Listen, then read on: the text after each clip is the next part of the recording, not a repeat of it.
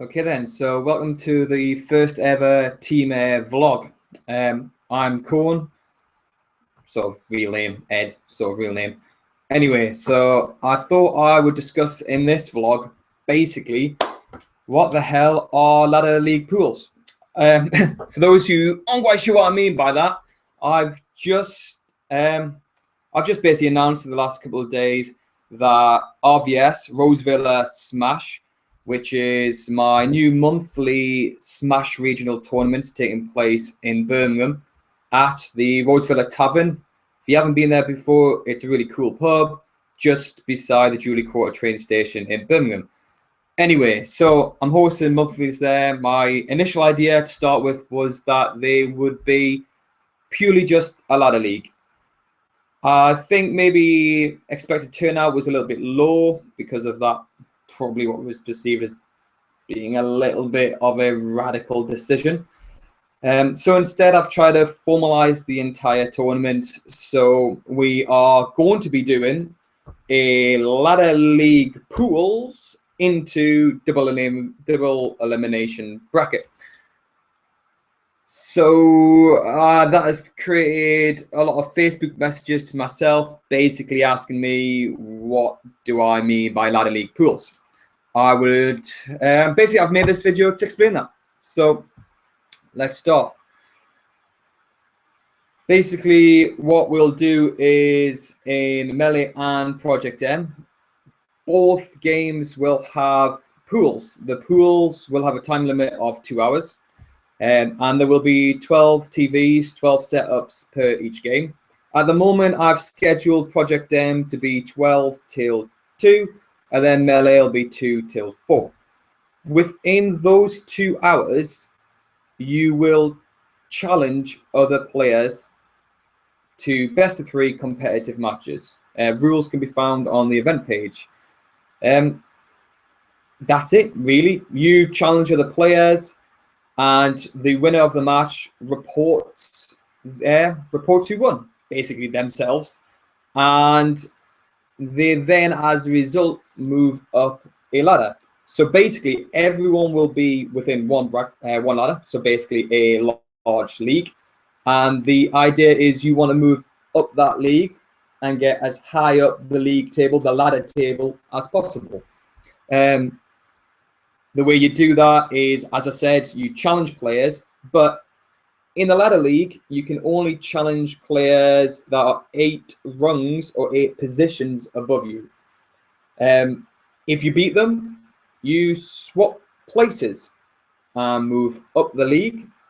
And as a result, you can then challenge players that are 8 rungs above your new position. In effect, the idea is you want to get as far up the ladder as possible. Now, a couple of things people have pointed out, for example, how do challenges work? So basically, 12 setups, 12 TVs, that's plenty. If anyone's been to recent May events in Leicester, that's been ran off 8 TVs. So 12 gives us plenty of TVs. And in that sense, you should be able to get plenty of challenges in. So you challenge a player. If there's a free setup and you challenge a player within 8 rungs, that player must accept the challenge. You can't say no. Okay? Free setup, challenge, play. Now, if there's not a free setup and you've already got another match scheduled, clearly you'll have to pass on that challenge. However, if you pass, okay, and then you are re-challenged and there's available setups, then obviously you must play. Now, one rule I'll probably say is if you've challenged a player various times and it seems as if they are attempting to avoid playing you, then clearly you come and see me, the tournament organizer, and I will ensure that that match is played or force a forfeit on that other player who seems to be ducking challenges. To be honest, I don't think that's going to happen, so let's not concentrate on that too much. Anyway, so the idea is you are trying to challenge players and move up the ladder. Why?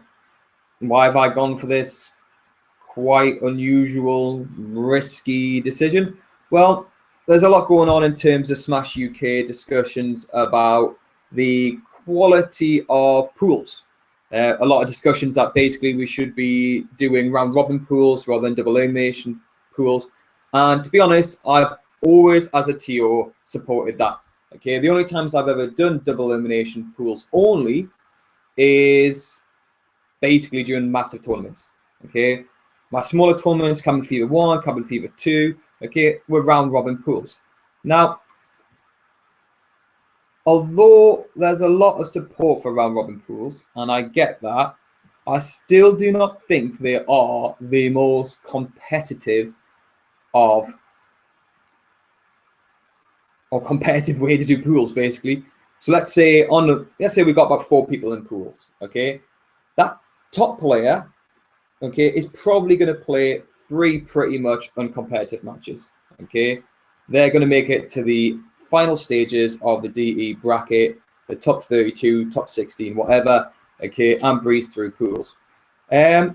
The bottom player, okay, in that pool is probably a new player. It's probably one of their first few tournaments.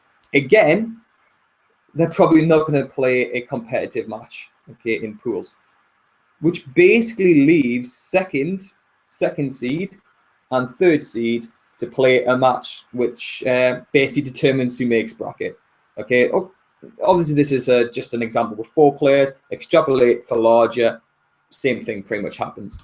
So despite the fact that you get more matches in a round robin pools than you do in DE bracket, I still don't think it is the most competitive way to do pools. Now,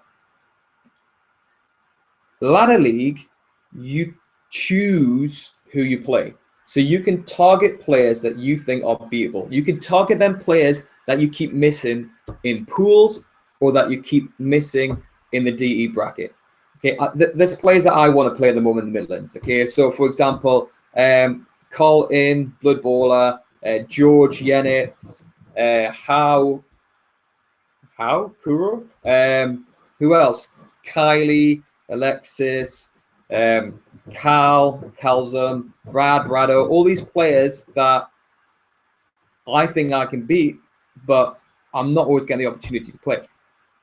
In a ladder league, I can attempt to challenge and play them, okay, and move up that ladder, which basically means by giving me choice, I can seek out the players on my level, and as I'm moving up the bracket, I should be playing increasingly more competitive sets.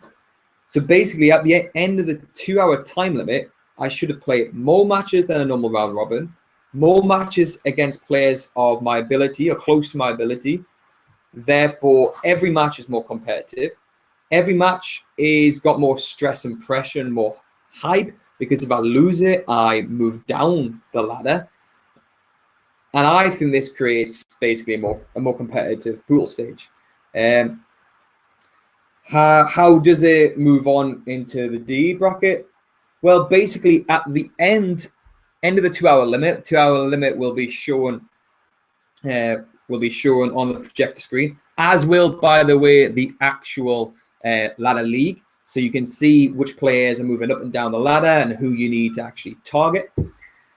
On top of that, the venue, Rose Villa Tavern, actually has free Wi-Fi, and the ladder league will be available, okay, on your phones and your tablets, okay, so that you can either look at the league on the projector screen, look at the league on your phone, and update results either at the central TO laptop or via your own phones.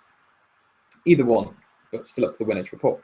But at the end of the 2-hour time limit, the top 8 players will make it into a top 8 gold bracket. 9th to 16th will then go into an 8-man silver bracket. And then eventually we have our 17 to 24 who will make it into an 8-man bronze bracket. 3 brackets, which will be played simultaneously and will be played on 4 TVs each, pretty much taking an hour. That way, the top 24, not only have they played more matches during the ladder league pool phase, they also get to play in an 8-man DE bracket against 7 other players of very similar ability. Okay? Personally, this seems win-win to me.